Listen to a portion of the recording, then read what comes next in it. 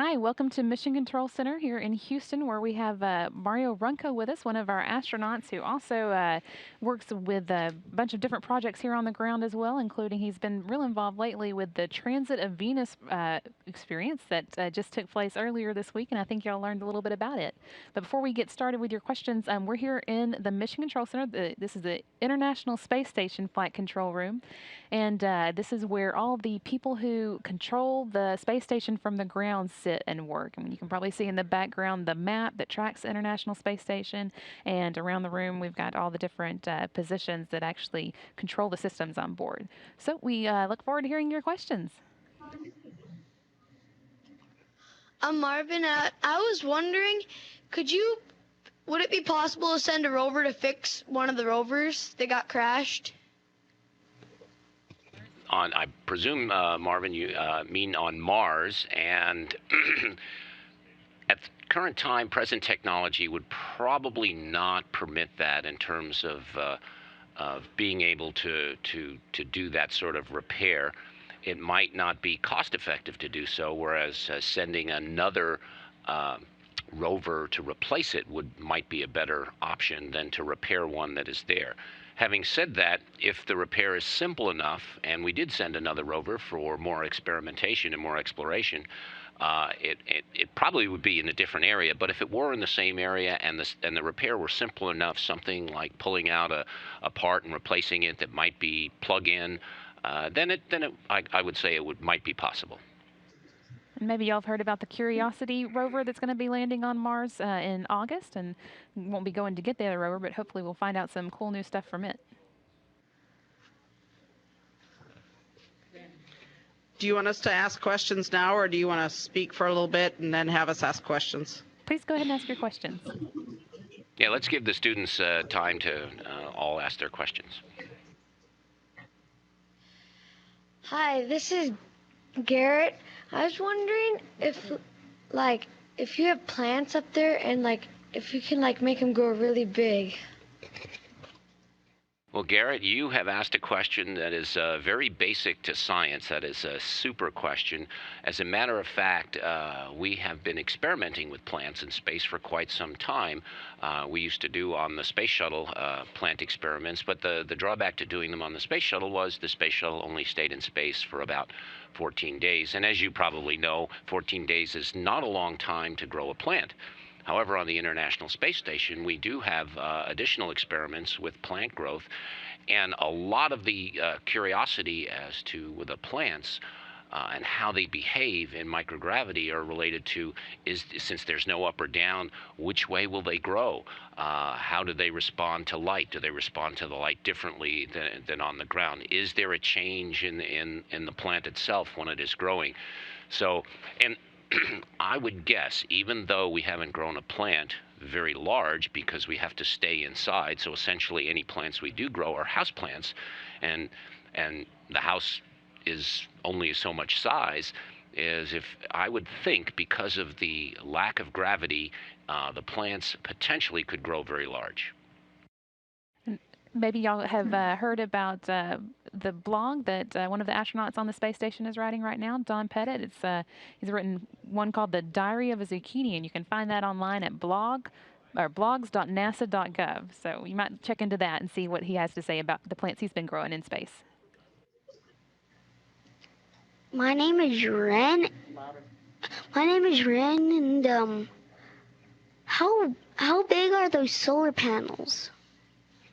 That's a good question. I don't know exact dimensions on the solar panels, but I would say that the length of them are probably about half a football field long, and they are probably, I would guess, each in width about 20, 30 feet. Sounds about right. This is Tate, and has Opportunity picked up any new information? Actually, Opportunity is, let's see now, help me out here, because we've got Opportunity and Spirit. and one of those is not functional at this point in time. I believe it's Right. Spirit I is think you're right. not operational. So the twin rovers on Mars have been there for many years, well, for several years now, and they have performed better than we have expected, because I think the original mission was only like 45, 50 days. They have picked up new information. Both rovers have, Opportunity particularly, because it's still operational. And that is why we have the Mars Science Laboratory, the Curiosity rover, on its way to Mars now in August, because of the discoveries that made us even more curious about some of the things we were observing with Opportunity on Mars, and we're trying to go and discover those. We found water. We found minerals that are somewhat related to biologics, and so that is a tantalizing elevation of the information that makes us believe that there might have been life on Mars at one point in its history. So to be able to go there and actually discover that would be a fantastic discovery. My name is Trey, and what do they make the spacesuits out of?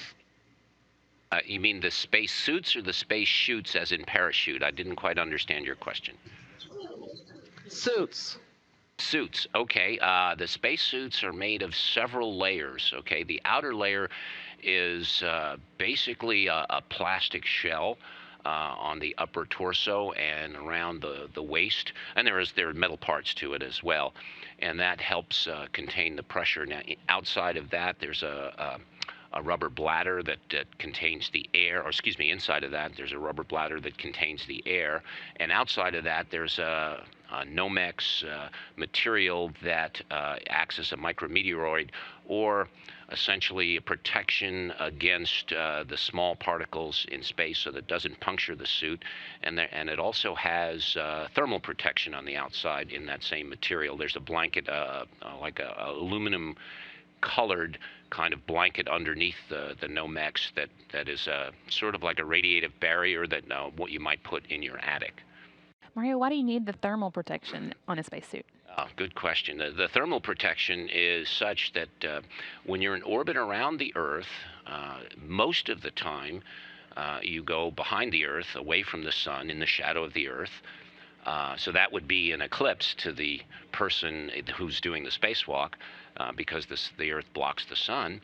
And when you're on the backside of the Earth, you don't have any of the sunlight, and it gets very cold, down to minus 250 degrees Fahrenheit or thereabouts.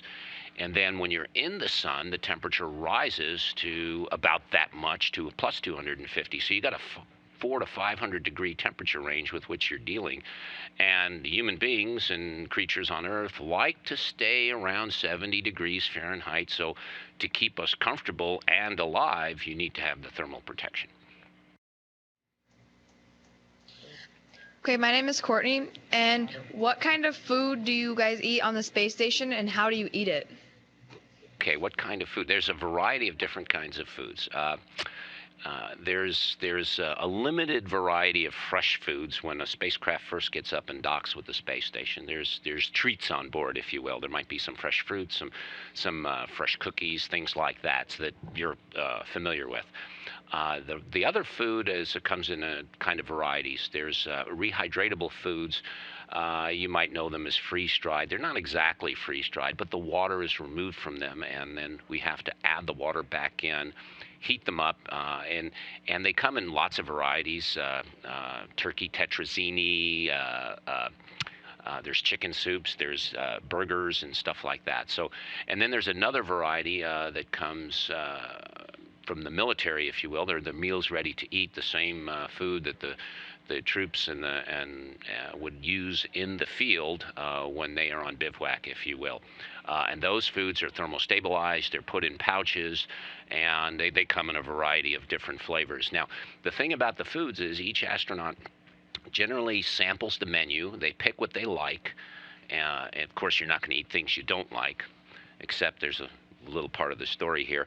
And you prepare your menus and you plan your menus ahead for the time you're going to be on board. So generally, the food are things that you generally like. However, because of nutritional factors, they'll look at your menu and what you've picked, and if you're deficient in something over the long term, potassium or vitamin E or whatever it might be, they will recommend and add to your diet things that will contain those nutrients for you, and of course you'll pick the ones that you prefer the most for that contain those nutrients.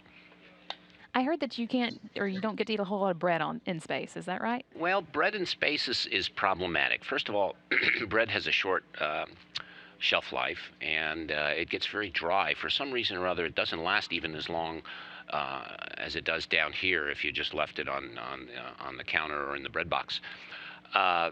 What we prefer in space is the alternative to bread are tortillas, because two reasons. One is they seem to keep longer, and they're not as flaky. When you have bread, it tends to crumble and it flies all over the place, and it gets pretty messy.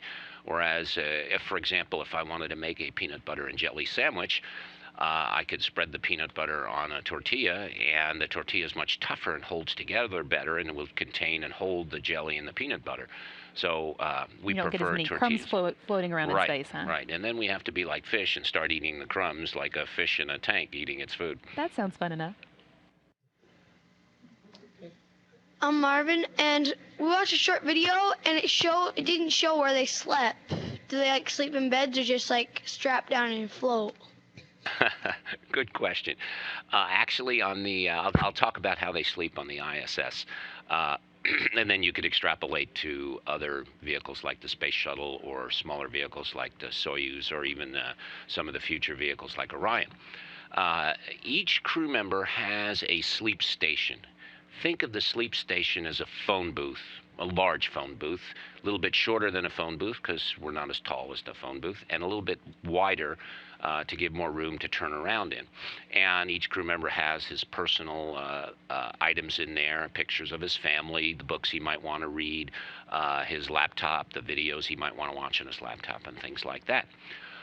And inside that compartment, they usually have, for lack of a better term, it's a sleep restraint or a sleeping bag. And the purpose of the sleeping bag is so that you're restrained somewhat and you're not floating around, in this case within the compartment, within the phone booth. And if you're sleeping and you're actually floating around and you bump into something, that will wake you up, and you don't want that to happen. So generally speaking, most crew members crawl inside the sleep restraint, zip it up. Like I said, it's not unlike a sleeping bag, and that sleeping bag is attached to one wall or the other of the sleeping compartment of the phone booth, and that's how they sleep. Hi, this is Griffin. What happens if something goes wrong while astronaut is out in space working on the space station? Okay, that's a good question, and I'm gonna ask you when you say something goes wrong, because many things can go wrong. So what are you thinking right now in terms of something going wrong? A problem with the suit, a problem with the space station, a problem with communications? I mean, there's a lot of things I can answer, but I want to tailor the question to what you're thinking. Well, like something goes wrong with the suit, like they can't breathe, or they drift too far away from the space station. Okay, fair enough. The suit is designed, at least the U.S.-made extravehicular mobility units, that we call them EMUs, to go EVA. That's a mouthful of letters, but the suit is designed. It has about 8 hours, more or less, depending upon how heavily you breathe and how much work activity you're doing, of oxygen and water. And remember, we talked about the cooling, so the water is there to cool you in the suit. And how that's done, let me get to that for a minute. We wear a set of full-length long johns, if you will, that cover the entire body with the skin. And you might have seen this in the race car industry, where this garment has tubes running through it all over the body, and through those tubes the water is circulated, and so it's actually cooler water to help remove the heat from the body. Okay, so that's how we stay cool, and the oxygen and we use pure oxygen in the suit, and the oxygen is is designed to last 8 hours. Now, if there's a hole in the suit, depending upon the size of the hole, if the hole gets too big, then I would say all bets are off. But generally speaking, that's a very, very, very low probability. Chances are you might get a hole in the suit, a slit in your glove, a micrometeoroid puncture that would be like a pinhole or even a pencil hole into the suit. If that happens, the oxygen system, the breathing system, can supply the oxygen to the suit to keep it pressurized sufficiently to keep you alive and give you enough time to get back inside. If this happens at the end of the EVA where you're low on oxygen, there's a secondary emergency oxygen pack that you can either manually or it will automatically kick in and give you an additional 30 minutes to get back inside. With relation to the tether, we are tethered to the space station. And that tether is a very, very strong fishing line, if you will, that could bring in quite a big fish. So it will hold us to the station even if we tug on the line. But if it does break, we do have if you will, a jet pack. It's called Safer, that we could fly ourselves back to the space station. NASA likes to have lots of backup plans for just in case something goes wrong. It wouldn't be fun to float away from the space station or whatever vehicle outside you're outside of. Hi, this is Kirsten. I was wondering how many hours of exercise do they have to do to keep their muscles and stuff like that? Well, I think, and I'm not 100% sure because I was a space shuttle astronaut, and the requirements for exercise for us were a little different than the exercises for the space station crew members. They are, of course, long-term, long-duration space flyers. They fly about 6 months at a time in space as opposed to 2 weeks or so. So their exercise protocol, I think, and correct me if I'm wrong, that they're exercising for an hour or two every day. And it's up to the crew member. Sometimes if they're not feeling well, they may not feel like exercising that day. It's okay to skip a day or two now and then, but you really want to get the exercise in pretty regularly and not miss it, because with the lack of gravity up there, your body isn't loaded. And just sitting here and you guys sitting in your classroom there, if that's where you are, your heart is working against gravity to pump blood up to your head. And otherwise, all the liquid in your body would go to your feet, and that wouldn't be a good thing, and you'd pass out and all of that. But in the long term, your heart muscle gets weak because it doesn't have to push against that force of gravity, so it's doing less work. Your bones are not being loaded by the weight of your body, and so therefore there's something in our bodies that tells our system that to hold calcium in our bones, and that keeps them strong and very very able to hold the weight of your body up. However, if that goes away, the gravity goes away, and there's no load on your body, there's something inside us that says the body shed that calcium, and the bones start to get brittle, like somebody who's elderly and has osteoporosis. So in order to counteract that, we do the exercises and several different protocols to ensure that when we do come back to Earth, we retain our health and are able to function. There's an initial period of time after we come down that there's an adaptive period to readjust to the sudden onset of gravity, but that passes, and it takes a little longer then to get fully adjusted to life back on Earth. But you really need to exercise to be able to do that. We have some cool equipment that they can use to do the exercising too. I don't know if y'all thought about it, but how do you lift weights like you do here on the ground when there's no weight in microgravity? So we have some machines that let them lift weights and run even though they're really floating, and exercise back as well. My name is Jay, and how many times have you been up in space? That's the easiest question I've had today. Thank you, Jay. I've been in space 3 times. I first flew on mission STS-44 on the shuttle Atlantis, which, by the way, will be now its permanent home is in the Kennedy Space Center at the Visitor Center there. And that was in 1991. My second flight was on the Space Shuttle Endeavour, which will be in California, and it's not quite there yet. They'll be shipping it to California soon. And that was on mission STS-54 in 1993. And my last mission was also on Endeavour. It was STS-77 in 1996. So that was long ago, I guess, from your perspective. Hi, my name is John, and I wanted to know how many robots or rovers do you guys have on the International Space Station other than R2? Okay, other than R2, there's some robots called spheres. They're not exactly autonomous robots, but they're uh, actually, let me describe it this way. You've seen Luke Skywalker in Star Wars when he was training to be a Jedi Knight with his lightsaber, and there was the little ball floating around, and he was trying to hit the ball and was not successful initially until he got the training from Yoda. Having said that, there are spheres like that on board that are used for robotic purposes, to hold positions, to carry things around.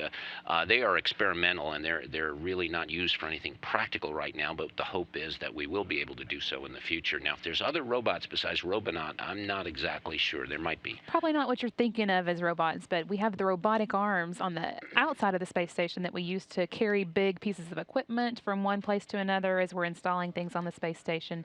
And there's actually three of those. There's our big one that we call Canada Arm 2 is the main one, and then there's a, a robotic arm for the Japanese laboratory Kibo, and there's also an attachment for the Canada arm too. Dexter. Right, Dexter, that is used to change out spare parts. And just to clarify, those are robotic arms, but they are controlled by someone inside. It would be like my being in this room here, and I would be controlling the arm on a backhoe, if you will, that might be outside the room. And so that's why they call it robotics, because it's remotely controlled. This is Tate, and I was wondering how cold does it get at night in space? Okay, how cold it gets at night in space. Let's talk about inside for the moment. Inside, the ISS and spacecraft in general is temperature controlled. We have a thermostat just like you have in your house, and you set the temperature, and hopefully the systems control that. Now, when the system breaks, you call the repairman. We have to repair it ourselves in order to maintain the temperature automatically. We like to keep it at around 75 degrees at 50% relative humidity. That's generally a comfortable thing. It might be like 72 degrees Fahrenheit. And we try to, and the systems on board are designed to be able to do that against the temperature extremes outside, which again range, like on the dark side of the Earth. If you're in orbit from Earth, it can get as low as 250, maybe even more. I don't know the exact number, minus 250 degrees Fahrenheit, and as high in the sun, on when you come around the sun side, as high as 250. So there's quite a wide temperature range. Now, for probes that go out into the solar system, they are in the sun all the time. So there's a problem with those, at least initially, for keeping them cool. But as they get farther and farther away from the sun, the effects of the sun are much less, and they can get very cold. You get to Mars. Mars still is relatively in an area away from the sun, in a distance away from the sun that's relatively comfortable. It's cold on Mars, but it can get up to as high as maybe even 15 degrees on the surface in the summer and the tropics on Mars. So it can get comfortable for you and I to be on Mars on the surface. However, you go farther past Mars, we have a spacecraft on its way to Pluto, as a matter of fact. It's called the New Horizons spacecraft, and that spacecraft is already past Jupiter and is on, and I think it's a scheduled arrival at Pluto to take pictures of Pluto for the first time directly. I think it's 2015. And out that far, it's very, very cold. I can't tell you the exact number, but it's in that minus 250 or lower range than what I just described. So keeping that spacecraft warm enough for it to function is quite a challenge. You guys live in South Dakota. It gets very cold there in the winter. It's even a challenge to get your car started in the morning, and that's just right here on Earth. So you can imagine the challenge for sending a spacecraft out that far in that extreme of a regime of temperature. Hi, this is Jakota.